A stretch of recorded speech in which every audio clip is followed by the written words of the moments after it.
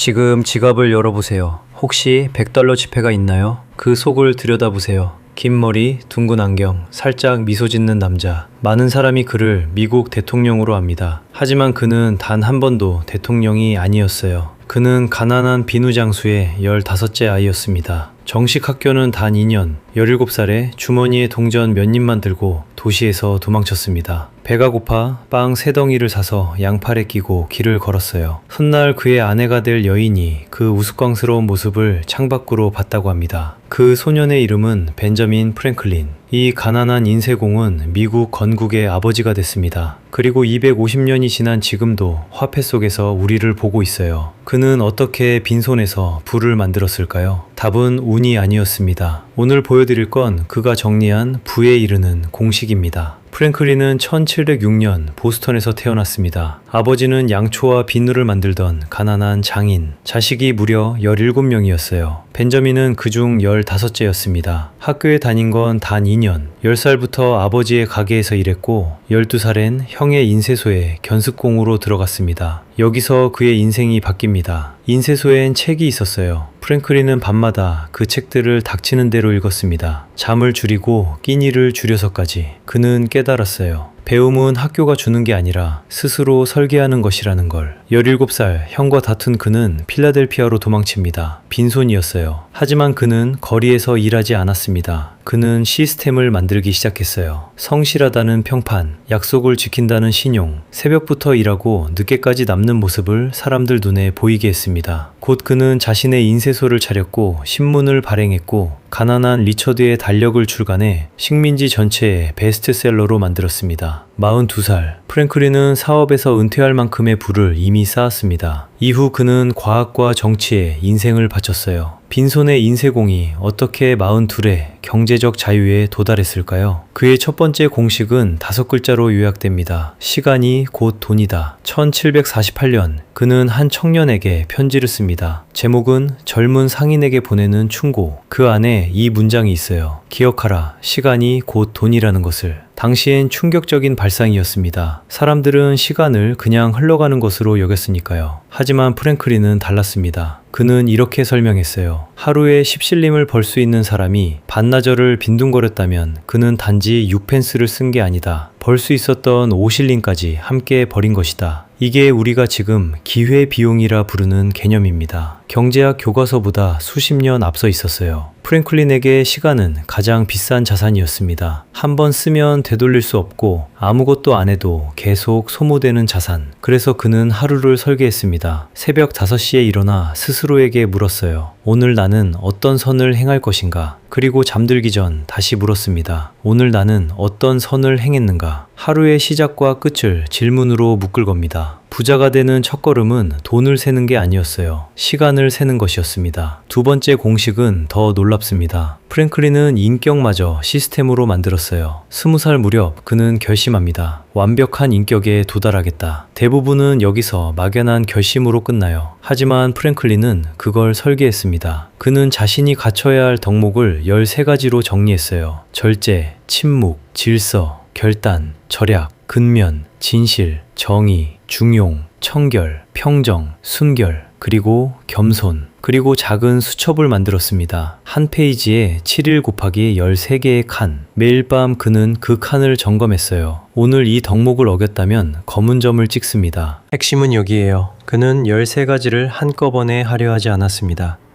한 주에 단 하나의 덕목에만 집중했어요. 첫 주는 절제, 다음 주는 침묵, 13주를 한 사이클로, 그걸 1년에 4번 반복했습니다. 작은 점 하나하나가 그의 인격을 다듬었어요. 이게 무엇일까요? 이건 300년 전의 습관 추적기입니다. 지금 우리가 앱으로 하는 그 모든 것을 그는 수첩 한 권으로 했어요. 그는 자서전에 이렇게 썼습니다. 나는 완벽에 도달하지 못했다. 근처에도 못 갔다. 하지만 그 노력 덕분에 더 나은 사람이 됐다. 부는 인격에서 나옵니다. 신용 있는 사람에게 기회가 오고 절제하는 사람에게 자본이 쌓이고 근면한 사람에게 복리가 붙어요. 프랭클린은 부를 쫓지 않았습니다. 부가 따라올 수밖에 없는 사람을 설계했어요. 세 번째 공식은 근검과 복리입니다. 1758년 프랭클린은 한 권의 글을 정리합니다. 부에 이르는 길, The Way to Wealth. 그가 25년간 달력에 써온 격언들을 한 노인의 연설로 엮어본 거예요. 그 안엔 우리가 다 아는 문장들이 있습니다. 일찍 자고 일찍 일어나면 건강하고 부유하고 지혜로워진다. 오늘 할 수 있는 일을 내일로 미루지 마라. 한 푼을 아끼는 것이 한 푼을 버는 것이다.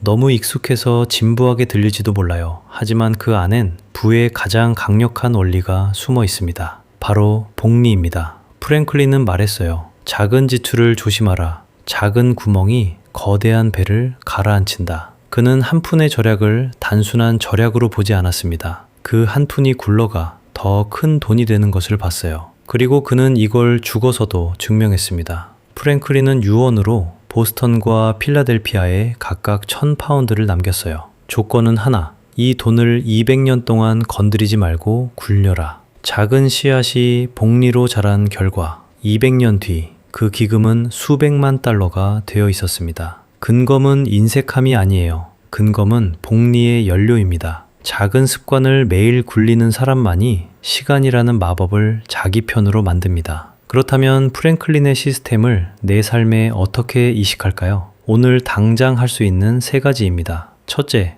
시간을 돈으로 환산하세요. 내 1시간의 가치를 숫자로 적어보세요. 그 숫자가 보이면 흘려보내는 1시간이 다르게 느껴집니다. 시간을 쓰기 전에 그 가격표를 떠올리세요. 둘째, 단 하나의 덕목 주간을 시작하세요. 13가지를 다 하려 들지 마세요. 이번 주는 딱 하나, 절제든 질서든 하나만 정하고 매일 밤 점검하세요. 점 하나를 찍는 것만으로 인격은 설계됩니다. 셋째, 가장 작은 지출 하나를 복리로 바꾸세요. 오늘 아낀 작은 돈을 그냥 아끼지 말고 투자로 옮기세요. 작은 구멍을 막고 그 돈을 굴리세요. 프랭클린이 200년을 기다린 그 마법을 당신은 지금 시작할 수 있어요. 시간을 세고 덕목을 설계하고 작은 습관을 복리로 굴린다. 이게 100달러 지폐 속 남자의 공식입니다. 마스터마인더의 한 줄 정리입니다. 부자는 돈을 모으지 않는다. 부가 따라올 수밖에 없는